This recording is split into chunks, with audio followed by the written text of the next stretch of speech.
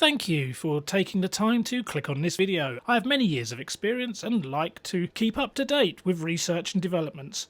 I am more than happy to answer any questions that you wish to post. All I ask in return is for 1 minute of your time to like and share, or maybe even subscribe. Again, thank you and enjoy. So welcome to Sparky Help. This time we're going to make end caps for electrical trunking, and I know you can buy them, but just in case you don't have any or you need the odd one or two, then this is an easy way. And I'm going to thank Steve Pete for this because I've never made one before. It's relatively straightforward, but I quite liked how he did it. So we're going to just square that off with a 45 because that's the size of the trunking, so 50 mils, or just measure the trunking back, whatever it happens to be. And if you do 45, and I'm going to just cut in by 20 mil on either side. You'll see why in a mo.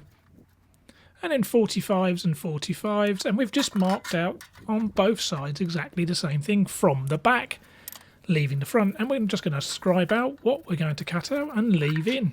So all of the top comes out. Be careful what you do when you can do it with a hacksaw. Done it, but as you can see with the angle grinder, it is a lot quicker. So we carefully cut down those lines, leaving that small piece in place. And of course, minding your fingers. Once you've done that, do the other side as well. Relatively straightforward. Cut those up.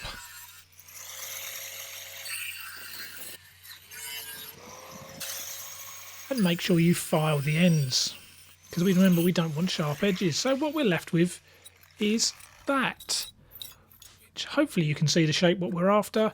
Obviously once you give those a file, make sure they're all okay. And then what I'm going to do is I'm going to score just on the inside so it bends on that line. So I'm just going to get a normal hacksaw to score just inside there, but don't go through too much, otherwise it will break. And then bend the ends out a little bit, push those in. And when you bend it in, you've got it like so. And obviously you don't ever see this. And then put a couple of holes through either side just to hold it in place. To fix it, just obviously mind the drill doesn't snap, because that's happened to me before. And there you go. Hopefully then drilled through, and then with your nuts and bolts, secure that in position. And that's relatively straightforward. As you can see, all done, all tight.